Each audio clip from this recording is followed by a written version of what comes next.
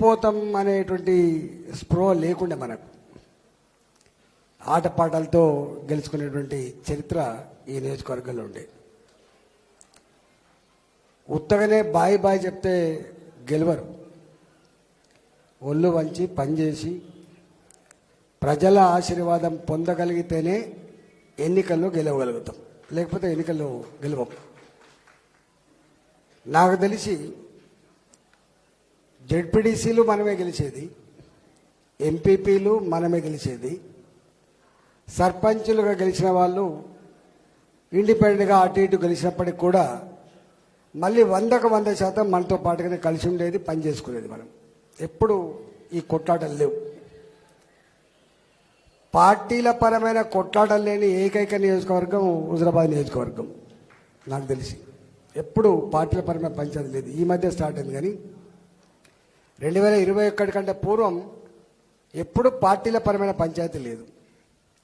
ఎంత కలిసిమెలిసి పనిచేసుకునేది అంటే నాకు ఇప్పటికి బాగా గుర్తు. ఉపాధి హామీ పని కొత్తగా వచ్చిన నాడు సర్పంచ్ల మీద ఆడిటింగ్ జరుగుతుంది. కోరపల్లి సర్పంచ్, బిజిగిరి షరీఫ్ సర్పంచ్, సిరిసేడు సర్పంచ్ వాళ్ళందరూ వచ్చి నువ్వు నోరెత్తకపోతే, నువ్వు కాపాడకపోతే మేమంతా ఆగమైపోతామని చెప్పి నారికి వచ్చింది. నేనన్నా మరి నువ్వు వేరే పార్టీ తిరుగుతున్నావు కదా అని అన్నాను. మా పార్టీలు వేరే కావచ్చు, మా కండవలు వేరు కావచ్చు, కానీ మా నాయకుడి మాత్రం ఈటల రాజేందర్ అనే విషయం మీరు మర్చిపోవద్దు. మీరు రావాలి, మీరు మమ్మల్ని కాపాడాలని చెప్పిండు. నిజంగానే పోయినాం, కాపాడినాం, అది వేరే విషయం.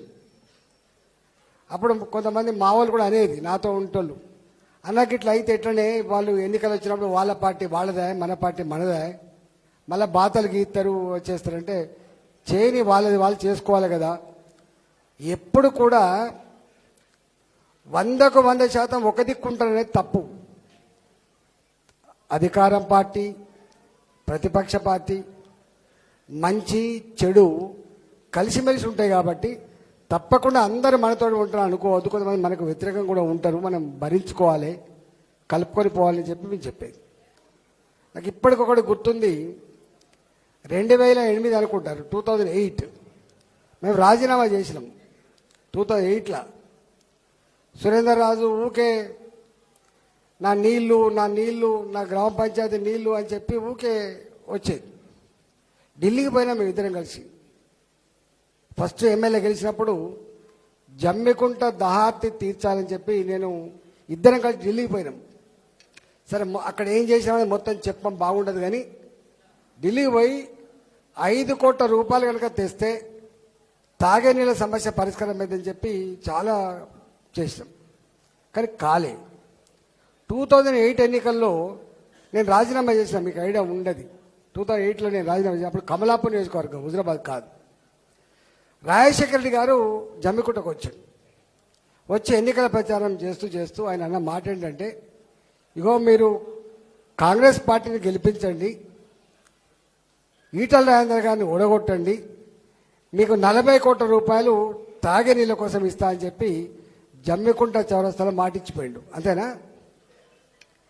ఇచ్చిపోతే మీకు ఆ సందర్భం ఎందుకు చెప్తున్నా అంటే 17 మంది ఎమ్మెల్యేలు రాజీనామా చేస్తే అప్పుడు గెలిచిన కేవలం 7 మాత్రమే. ఆ 7 ఒకటి పాత కమలాపూర్ నియోజకవర్గ ఎమ్మెల్యే. ఇంకా రెండో గొప్పతనం ఏంటంటే 2004లో 19,800 ఓటుతో గెలిచినాం మనం. కాంగ్రెస్ పార్టీ మనం అలయన్స్లో గెలిచింది 19,800 ఓట్లు. కానీ 2008లో 17 మందిలో 7 మందే గెలిచిన, 10 మంది ఓడిపోయిన ప్రతికూలమైన పరిస్థితి ఉన్నప్పటికీ కూడా ఆ ఎన్నికల్లో కమలాపూర్లో మన ఓట్లు 23,000 ఓట్లు వచ్చినాయి. 22,823 ఓట్లు. అప్పుడు ఒక మాట అన్నాడు, అందరూ ఓడిపోయినరు లేదా మెజార్టీ తగ్గింది, కానీ 2004 కంటే మెజార్టీ పెంచుకున్న ఏకైక నియోజకవర్గం కమలాపూర్ నియోజకవర్గం అని చెప్పి పేరు వచ్చింది. వెంటనే ఏం అడగకుండానే నేను పార్టీకి ఫ్లోర్ లీడర్ అయినా. అప్పుడు నేనే ఫ్లోరిడా నేను. ఈ మాట ఎందుకు చెప్తానంటే అంటే గంత గొప్ప కమిట్మెంట్ ఉన్న నియోజకవర్గం ఆనాటి కమలాపూర్, ఇవాల్టి హుజరాబాద్ నియోజకవర్గం. సురేందర్ ఒక మాట అన్నాడు, తల్లికి పిల్లలకి ఎంత బంధం ఉంటుందో రాజేంద్రన్నకు ఈ మట్టికి ప్రజలకు అంత బంధం ఉంటుందని చెప్పిండో అంత బంధం ఉంది.